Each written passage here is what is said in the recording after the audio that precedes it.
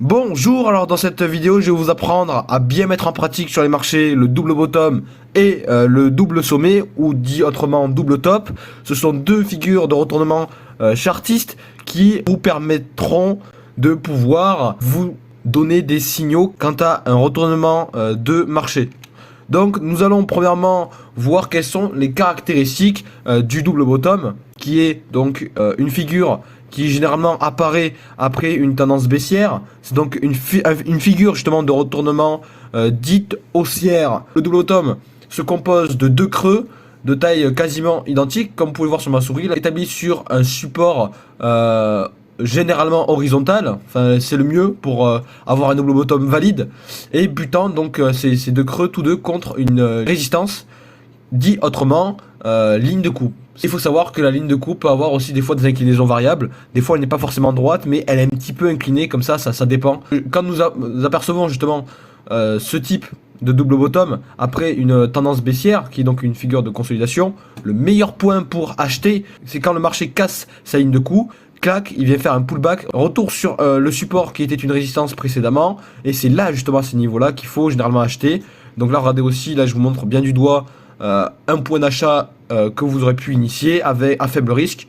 Donc là hop, double bottom, clac clac, on casse la ligne de coup, pam, on achète à ce niveau là. Donc pour déterminer l'objectif théorique de où est-ce que le marché risque d'aller une fois justement qu'il a cassé sa ligne de coup, donc il se situe ici, eh bien c'est assez simple. Il suffit seulement de prendre la largeur séparant la ligne de coup du support, donc la largeur du double bottom, et de la reporter au-dessus de sa ligne de coup, donc comme la flèche bleue l'indique à ce niveau là. Et généralement c'est un objectif où le marché pourrait éventuellement aller et buter donc à ce niveau-ci, si justement il arrive à atteindre cet objectif théorique. Je montre un exemple qui est apparu sur le BTC-USD. Le Bitcoin évoluait à la baisse, sauf que justement eh bien, il s'est stabilisé à ce niveau-ci, puisqu'il a fait un point bas à hauteur égale que son précédent. Donc là on peut bien voir qu'il s'est stabilisé, il n'a pas fait un point bas inférieur à son précédent. Donc là nous avons bien eu un creux et puis un deuxième creux. Donc là nous allons tracer notre ligne de coup, tac, qui se situe justement ici. Une fois que le Bitcoin a cassé justement sa résistance ici, il est venu faire un pullback à ce niveau-ci. Un très bon point justement pour acheter. On aurait pu par exemple mettre notre stop loss à ce niveau-ci et mettre par exemple notre take profit justement en reportant la largeur du double bottom au-dessus de sa ligne de coup. Donc c'est ce que nous allons faire maintenant. Là je vais aller à droite dans les formes géométriques, je prends le rectangle, clac clac, je reporte, je prends en compte les mèches aussi, je reporte vers le haut, voilà, à ce niveau là. Et on peut voir qu'une fois que le marché a touché l'objectif théorique, il s'est un petit peu stabilisé à ce niveau-ci, mais par la suite il a recommencé une poussée acheteuse assez conséquente. Donc il faut prendre à la légère entre guillemets l'objectif théorique, parce que des fois il marche, des fois il marche pas, ça dépend. Donc maintenant je vais vous montrer comment utiliser le double top. Ce type de figure chartiste apparaît donc pour nous signaler d'un retournement de tendance à la baisse. Il est caractérisé par deux sommets. Le marché évolue à la hausse, sauf que là justement il a fait un point haut à hauteur égale que son précédent. Donc le marché souffle, comme on peut bien le voir. Il a fait un pic à ce niveau-ci, puis un deuxième pic qui s'est formé de manière assez rapide. Il avait donc un niveau de résistance en rouge qui se situe avec les pointillés juste là, et un niveau de support qui était ici. Le marché a cassé justement sa ligne de coup à ce niveau-ci. Il est venu faire un pullback, et là c'était un très bon point justement pour shorter le marché. On aurait pu par exemple mettre notre stop loss un peu plus haut et laisser le marché par la suite baisser en reportant la largeur de ce double top, donc clac clac, et on le reporte en bas à ce niveau-là, et on aurait pu établir un objectif théorique où le marché aurait pu éventuellement aller. Là nous avons un très bon exemple. Donc là, premier sommet, ligne de coup, deuxième sommet, la ligne de coup est cassée, clac, on fait justement un petit pullback léger, très léger, et puis après le marché a baissé. Donc là nous sommes sur l'US 500, avec des bougies en 4 heures. Nous avons eu une phase acheteuse à ce niveau-ci. Qu'est-ce qui s'est passé par la suite? Eh bien l'US 500 a formé un pic à hauteur égale que son précédent.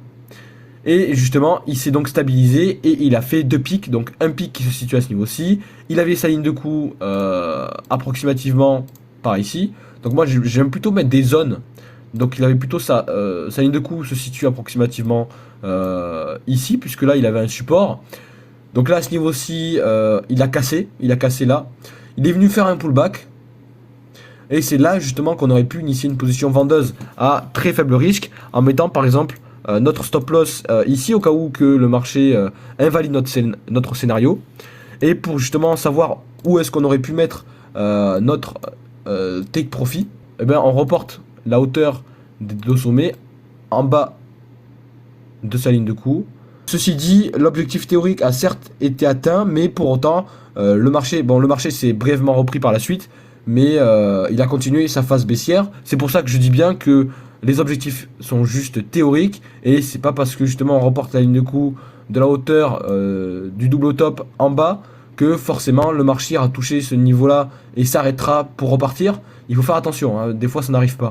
Donc maintenant, il faut faire attention justement aux faux signaux que ces figures chartistes peuvent générer, puisque il arrive fréquemment que par exemple pour un double bottom, sa ligne de coup est cassée, puis on a un pullback, sauf que au lieu de que le marché rebondisse à la hausse, eh bien il va réintégrer par la suite ce double bottom qu'il avait formé. Donc là, c'est pas un signe de retournement, c'est seulement qu'au final le marché risque de ranger par la suite. Donc là, nous avons un exemple d'un double bottom. Donc nous évoluons à la baisse. Nous avons eu une phase de consolidation à ce niveau-ci. Nous avons eu la formation d'un double bottom. On avait eu donc deux creux qui étaient très nettement visibles. Notre ligne de coup était approximativement là. Le marché avait cassé justement sa ligne de coup, sauf qu'il a recassé par la suite.